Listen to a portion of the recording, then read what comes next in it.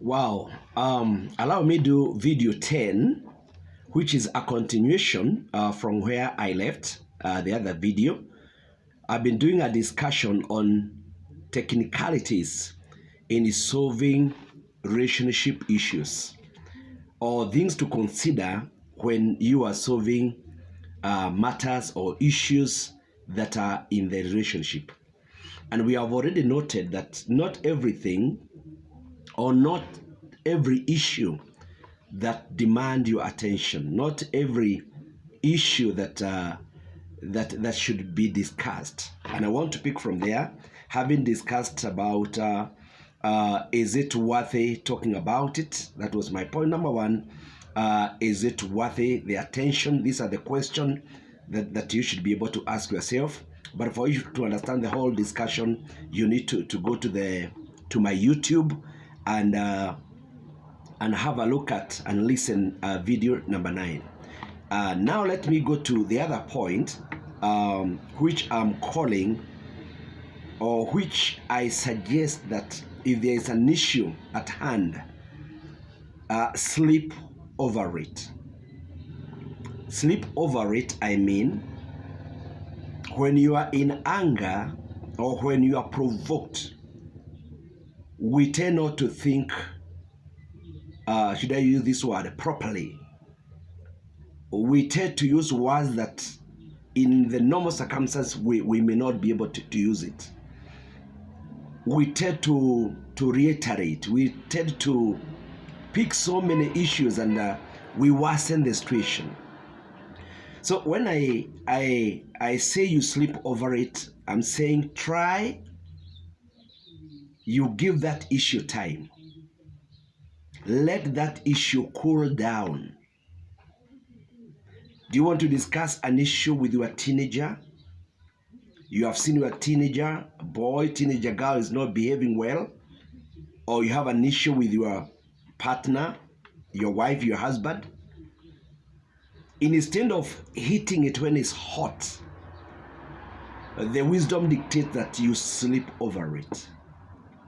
To allow yourself to sober up, to allow yourself arrange your thoughts, to allow yourself not to be dictated by emotions. Because most of the time, emotions does not give the best results. I am in this school of thought that says that some people think well at night. When you are deep asleep, your mind is able to sober up. And so come the following morning or come 2 days after when the issue happened, now you are able to face the issue in a sober manner. The other item, try to solve the issue from the smallest unit. I'm going to explain this. Try to solve the issue from the smallest unit. And I want to say unit number 1. If you are able to deal with it yourself in the way of forgiving, in a way of letting it go, in a way of saying maybe I'm wrong and my partner is right, in a way of let me give it another chance, or in a way let me wait and see, you are able to deal with it yourself. Or maybe I never had it clearly, or maybe I never saw it clearly. I'm dealing with an issue on the table. You may decide I'm not going to discuss about it, I'm not going to talk about it, I'll just give it an eye. And that's called for wisdom. Level 2, if you are not able to do it yourself, then call the person who has an issue. And I go back, is it your partner in marriage? Is it your child you are dealing with? Is it a relative? Because my mind is around relationships. My mind is around the family setup. Involve that person. Try to discuss the issue. Try to understand the root cause of the issue. Try to discuss the possible solution to the issue. And please, when you are discussing this particular issue, don't bring other issues. Don't bring the issues like, even last year you did this. Like, even so-and-so said this concerning doing that. Once you completed the issue, you all become confused. And instead of arriving to a amicable solution, you tend to create more fight, more issues, more angles. That is why soberness is key when we are trying to solve an issue in a relationship. If it is not possible to solve it when you are two, then go to level 3. Involve a third party. You can agree to involve a friend. You can agree to involve a person who knows you. And if level 3, no solution is coming by, then go to level 4. Continue building that issue from the smallest unit to the highest unit. Listen to my next statement. Some issues can only be dealt by the larger community.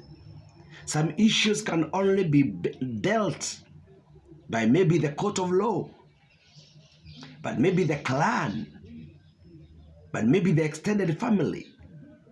I'm saying this because there are some people who take advantage of others. There are some people in a family setup, they take the advantage of others. They intimidate other people. And they don't want to be exposed. They are like bacteria. I want to believe some issues, some habits can die once they are exposed to it. Once they are exposed to the community, once they are exposed to the larger family setup. So don't allow yourself to be stuffed. Don't allow yourself to be chained. Don't allow yourself to be caged. That this is a family matter, it cannot be discussed. This is a private issue. No. And I say another no. Weigh the options. If it can be solved by the smallest unit, by the middle unit, then expose the whole issue to the highest level of possible. Because anyway, decision has to be made. Anyway, solutions must be found. As I wind up, and this is very key, and this is my hope and this is my desire, that we can avoid so many languages if we can invest on time. Time, I mean, unless those extreme cases, many issues is solved and can be solved by time. Time heals. I strongly believe that most of the issues in the family setup, they should be around to die a natural death. Especially the small issues. I don't want to give examples. They should be around to die a natural death. Is it allowed or around? It is LL. Should be allowed to die a natural death. But however, if the need be, raise up to the occasion, discuss the issue, and discuss when you are sober. In summary, issues need to be solved. The question is how and when. Underline that. Issues need to be solved. The question is how and when. Because once you understand that, then that is hope. This is Reverend Moriah, Assemblies of God. It is always my joy to share some thoughts with you. Visit my YouTube channel, get some more teachings surrounding relationships, parenting and family, and you'll get a thing or two. Thank you.